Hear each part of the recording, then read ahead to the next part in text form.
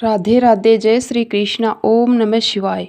आइए जानते हैं इस बार बैसाख मास के कृष्ण पक्ष में पड़ने वाला पहला प्रदोष व्रत किस दिन रहेगा। और इस बार भद्रा काल भी रहने वाला है। तो भद्रा काल कब से कब तक रहेगा, क्योंकि भद्रा का वास मृत्यु लोक में इस बार होगा, तो ये भद्रा समस्त शुभ कार्यों के लिए अशुभ रहेगी। तो प्रदोष व्रत किस दिन रहेगा, इस दिन कौन कौन से शुभ और अशुभ संयोग बन रहे हैं। प्रदोष काल का समय, जो कि प्रदोष व्रत में पूजा का मुख्य समय होता है, कब रहेगा, इस दिन किन किन बातों का ध्यान आपको रखना है, ये सारी बातें आज की इस वीडियो में आप जानेंगे। अगर आपको जानकारी अच्छी लगे तो वीडियो को लाइक ज़रूर कीजिए। इस बार बैसाख मास के कृष्ण पक्ष की त्रयोदशी तिथि 14 अप्रैल दिन मंगलवार को रात 12:13 से शुरू होगी और त्रयोदशी तिथि की समाप्ति 15 अप्रैल दिन बुधवार को रात 10:31 पर। इसके बाद में चतुर्दशी तिथि प्रारंभ हो जाएगी, क्योंकि हर महीने में कृष्ण पक्ष की चतुर्दशी तिथि को मासिक शिवरात्रि का व्रत भी रखा जाता है, जिसमें निशिता काल मुहूर्त के अलावा रात के 4 पहरों में पूजा की जाती है। तो ये 4 पहर भी हमें इस बार 15 अप्रैल दिन बुधवार को ही प्राप्त हो रहे हैं। इसलिए बैसाख मास के कृष्ण पक्ष का प्रदोष भी 15 अप्रैल दिन बुधवार को रहेगा। वहीं मासिक शिवरात्रि का व्रत भी इसी दिन रहेगा। तो यह दिन आपके लिए बहुत पुण्यदायी होने वाला है। आप ये दोनों ही व्रत एक साथ आज ही रख सकते हैं, यानी 15 अप्रैल को रख सकते हैं, और आज के दिन से ही आप चाहें तो प्रदोष व्रत या फिर मासिक शिवरात्रि के व्रत की शुरुआत भी कर सकते हैं। तो ध्यान रखिए, 15 अप्रैल दिन बुधवार को प्रदोष व्रत और मासिक शिवरात्रि का व्रत रहेगा। इस दिन ब्रह्म मुहूर्त सुबह 4:33 से 5:31 तक रहेगा। सूर्योदय होगा सुबह 6:10 पर।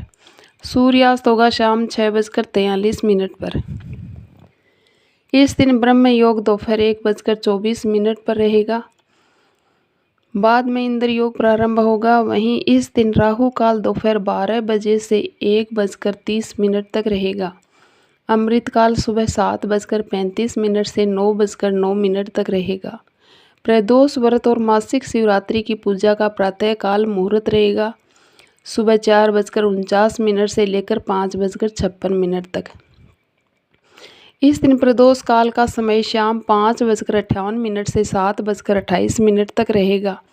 तो जो भी भक्त प्रदोष व्रत इस दिन रख रहे हैं, उन्हें इसी शुभ मुहूर्त में पूजा करने के बाद व्रत खोल लेना चाहिए। और प्रदोष काल के समय रुद्र अभिषेक, जल अभिषेक किया जा सकता है। शिवलिंग पर आप केवल सादा जल भी इस समय अर्पित कर सकते हैं। विधि विधान से पूजा करके, मंत्रों का जप करके, कथा का श्रवण भी प्रदोष काल में करना चाहिए। अब जो भक्त प्रदोष व्रत के अलावा इस दिन मासिक शिवरात्रि का व्रत भी रख रहे हैं, उन्हें प्रदोष काल में केवल फल आहार कर लेना चाहिए। और उसके बाद, क्योंकि आपका मासिक शिवरात्रि का व्रत भी शुरू है, जिसका पारण आपको अगले दिन अन्न ग्रहण करके करना होता है, तो प्रदोष व्रत में आप प्रदोष काल के समय भगवान को कोई भी फल आहार का भोग लगा सकते हैं, जैसे कि कुट्टू के आटे से बना हुआ कोई भी व्यंजन या लौकी की खीर या फिर मखाने आदि की खीर का भोग भगवान को अर्पित कर सकते हैं और उसको प्रसाद रूप में ग्रहण कर सकते हैं, जिससे आपका प्रदोष व्रत का पारणा भी हो जाएगा। वहीं शिवरात्रि व्रत का पालन भी आप कर सकेंगे बिना अन्न ग्रहण किए, और मासिक शिवरात्रि के व्रत का पारणा भी अगले दिन ही अन्न ग्रहण करके किया जा सकता है। उससे पहले 4 पहरों की पूजा का मुहूर्त जान लीजिए। इस दिन निशिता काल मुहूर्त रात 11:59 से रात 12:43 तक रहेगा। मासिक शिवरात्रि के 4 पहर की पूजा में प्रथम पहर 15 अप्रैल बुधवार को शाम 6:48 से 9:24 तक रहेगा। भले ही चतुर्दशी तिथि देर से शुरू होगी, लेकिन पूजा का प्रथम पहर इसी समय से शुरू होगा। द्वितीय पहर रात 9:24 से 11:58 तक रहेगा। तृतीय पहर रात 11:59 से अगले दिन गुरुवार को सुबह 2:38 तक रहेगा। चौथा पहर 16 अप्रैल गुरुवार को सुबह 2:38 से सुबह 5:15 तक रहेगा।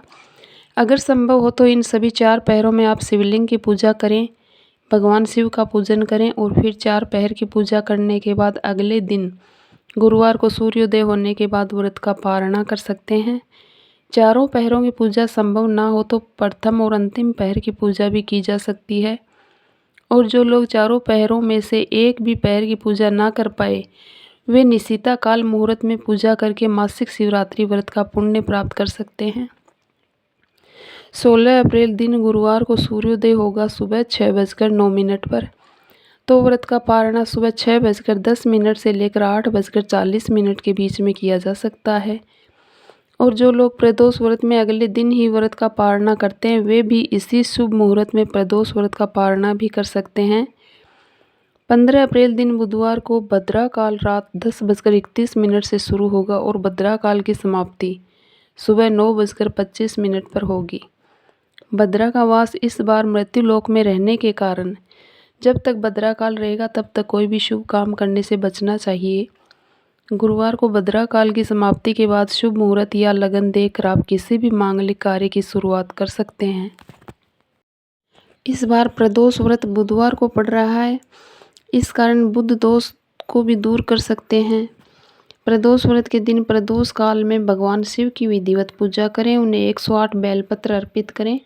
हर बेलपत्र चढ़ाते समय ओम बुद्धाय नमः मंत्र का उच्चारण करें। इसके बाद ओम नमः शिवाय का जाप करें और बुध से जुड़ी समस्याओं के समाधान की प्रार्थना करें।